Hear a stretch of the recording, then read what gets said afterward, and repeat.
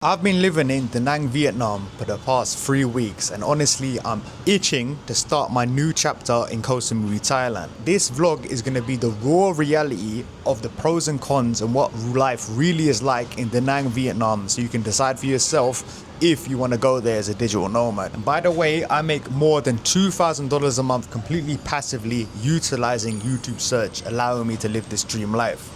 If you want my free step-by-step blueprint and how you can do the same, you can access it down link in the description in the pinned comment. Here are the pros, and it's the cost of living. It's one of the cheapest places in the entire world to maintain a high standard of living. You genuinely need about $800 to $1,200 a month to live a lifestyle that in the West, like the UK, in London, it will cost you maybe £5,000 a month. So you can eat out all the time, even in international restaurants. You can have a nice apartment, a nice Airbnb. And if you really hunt and look for places that are a little bit outside the main tourist zone, you could get a really cheap place, probably for about $200 a month. Now, because it's been so popular on YouTube in the last couple of years, obviously the cost of living has increased, but still, it is very easy to find very affordable and cheap accommodation. You can get coffee for less than $1 on the street and in a cafe for about $1.50, even for nice places. And local meals about $1 to $2. International meals expect to pay about $3. In Bali, for example, international meals are about double as expensive. So for digital nomads, it has a lot of nice coffee places to work in. So in Vietnam, coffee is extremely important. I would say it has the #1 coffee scene in the entire world. There's coffee places everywhere. Some of them are really nice gardens, nice architecture. I would say mostly like across the river, across the Dragon Bridge, you get a lot more nice local places than the places that are catered to tourists. But any sort of style you want, from fancy to normal to just a standard Vietnamese one where it's just like a stool chair that people sit on where the uncles, you can find everything you need and it's nice to work from, and the Wi-Fi is genuinely pretty good. The beach is a big one. You have a really nice beach, really close walking distance from everywhere. Like for example, where I am right now, I'm about 6-7 minute walking distance from the beach, and I'm only paying $16 a day for my apartment, not even in a monthly rental rate.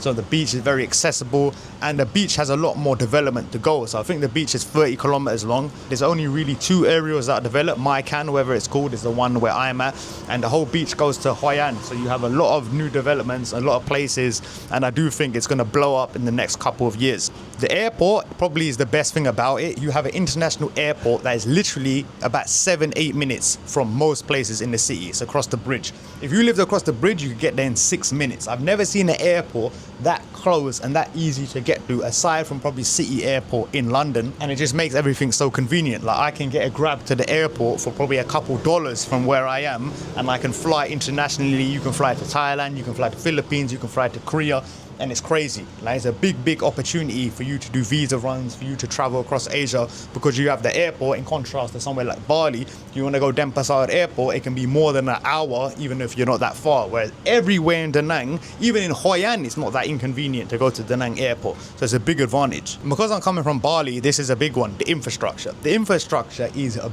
billion times better than Bali. So the roads in Da Nang, I think they're new roads, they're really wide, they go better than most roads in the West. It's very rare to see potholes, and if you do, you see that they're fixed. So the infrastructure is really good.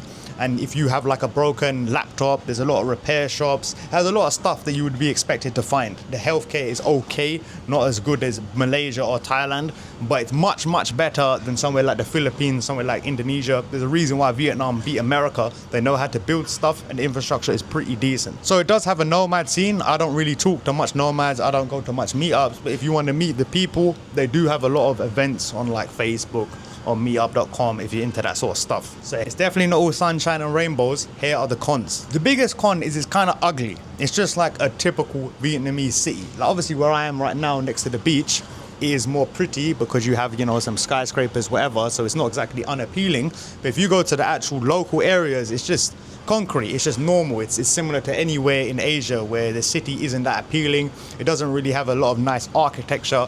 It doesn't have a lot of like really nice small corridor sort of places where it's very densely populated, somewhere like Saigon where it's very visually interesting to walk around. And it's kind of ugly. So I much prefer to be in a place where it's a lot more natural, it has a lot more beauty. So somewhere like Phan Gang, Laos, Cambodia, just like most places in Vietnam, it is very hectic, The sidewalks are completely overtaken by street food stalls, by motorbikes, and it's very inconvenient if you want to walk. That's why most people, I recommend getting a motorbike, because walking is long. And a huge problem with the ocean, although it looks alright, it has sewage runoff. So when my friend did surfing, he noticed that he felt a bit weird, the ocean just tasted different. That's because there's a lot of sewage runoff. So you notice that not a lot of locals will go into the ocean.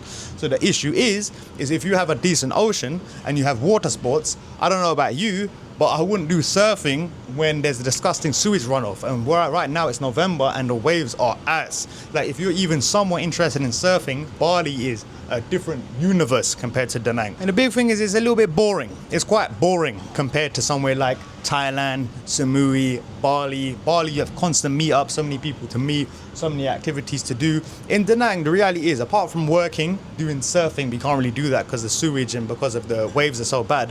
Apart from working and eating, there's not much to do. Like, they do have some martial arts spots. They have like a couple jiu-jitsu gyms, couple Muay Thai gyms, but it's nothing crazy. Like, if you compare like the gyms to like Bali, or of course the Mecca, Thailand, there's no comparison. Like, and especially if you're into like your nice fitness, your yoga, stuff like that, they don't have nowhere near a scene compared to Bali, compared to Thailand. This doesn't affect me, but it doesn't have a lot of good nightlife. Like, if you look at Vietnam in general, the nightlife is more, a lot of places in Asia are like this. Instead of going to clubs, going to bars, it's people who know each other and they're going to like places to eat, like hot pot or just other restaurants, and they're drinking beer, chilling with people they know. So their scene in Asia is not like the West. It's not like going to bars, going to clubs. If you are interested in that, obviously go to Bali, go to Thailand. But in Vietnam, nightlife isn't that big. So if you're someone who's a nightlife girl, nightlife guy, Da Nang, it will probably disappoint you. Now, it's a different scene, a lot more chilled, but the nightlife in Vietnam does not compare to Bali or Thailand. Overall, I would give Da Nang a 7.5.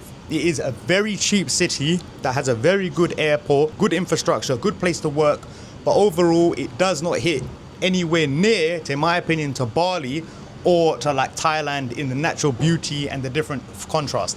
I'm telling you, if Da Nang wasn't so cheap, it would nowhere near be as popular as it is. That is an objective fact. I make more than $2,000 a month completely passively utilizing YouTube search. If you want to do the same, you can check my free blueprint down link in the description and pinned comment. I've also offered limited consulting spots. So if you want one-to-one help in how you can make $1,000 a month as quick as possible on your YouTube channel, you can book the link down in the description. If you found value in this video, please like, subscribe. My name's the London Nomad. It's my mission in life to help you build systems so you can become financially free. See this video there. See you in the next one. Bye-bye.